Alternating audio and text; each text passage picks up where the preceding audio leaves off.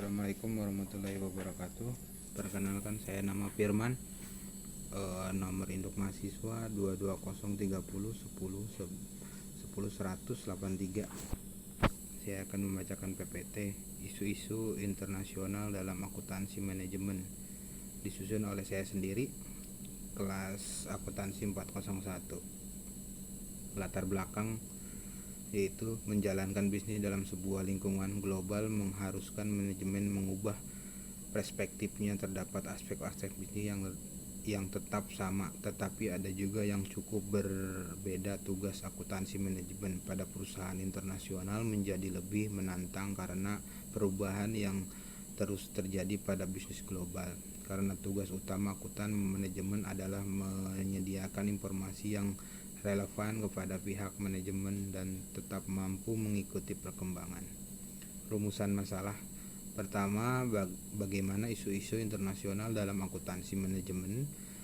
Apakah isu-isu internasional dalam akuntansi manajemen dapat berdampak negatif? Tujuan penelitiannya. Pertama, untuk mengetahui isu-isu internasional dalam akuntansi manajemen. Untuk mengetahui isu-isu internasional dalam akuntansi manajemen dapat berdampak negatif. Manfaat penelitiannya yaitu secara teoritis. Dalam penelitian ini, manfaat teoritis yang dimaksud adalah manfaat ilmu dalam bidang sosial. Diharapkan hasil penelitian ini dapat memberikan manfaat bagi Fakultas Hukum dalam menambah materi perbandingan yang menggunakan hasil penelitian. Secara praktis, bagaimana peneliti sebagai sumber aplikasi kuliah dan juga sebagai salah satu syarat untuk peneliti mendapatkan gelar sarjana hukum. Bagi peneliti selanjutnya diharapkan dapat digunakan sebagai bahan tujuan yang akan peneliti selanjutnya, sehingga akan saling melengkapi antara peneliti sebelumnya dan peneliti selanjutnya. Bab 2 pembahasan. Peran akuntansi manajemen dalam lingkungan internasional. Profesi akuntansi manajemen memberlakukan perkembangan profesi berkelanjutan. Perkembangan profesi berkelanjutan dilanjutkan untuk mengembangkan dan pemeliharaan kompetensi profesional dari pengetahuan profesional, keterampilan profesional, nilai-nilai etika dan sikap profesional. Terusnya, peran profesi akuntansi manajemen dalam merespon adanya perubahan lingkungan global mengakibatkan profesi akuntan manajemen secara internasional yang secara konvensional tidak dapat memperhatikan perubahan eksternal perusahaan. Sekarang memasukkan faktor eksternal dalam menghasilkan informasi yang dibutuhkan manajemen perusahaan. Tingkat ketertiban perusahaan dalam perdagangan internasional, diantaranya impor dan ekspor. Suatu bisa mengimpor atau membeli sebagai komponen untuk memproduksi produk akhir atau melakukan ekspor, menjual produk akhir ke negara lain. Perusahaan yang dimiliki sendiri. Terus suatu perusahaan mungkin saja membeli perusahaan di luar negeri dan menjadikan anak perusahaan yang berdiri sendiri. Berikutnya, joint venture. Joint venture adalah jenis persekutuan di mana para investor menjadi bagian dari kepemilikan perusahaan. MNC tidak diizinkan membeli perusahaan Cina atau mendirikan perusahaan sendiri. Oleh karena itu, joint venture dengan perusahaan Cina perlu dilakukan. Demikian juga India, yang Thailand mensyaratkan adalah kepemilikan lokal.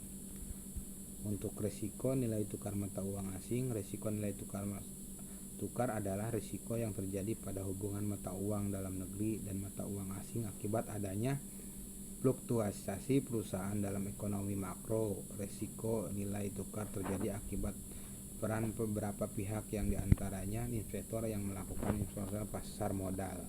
Pengembalian yang dilakukan oleh perusahaan setelah investor akan dipengaruhi oleh nilai-nilai tukar.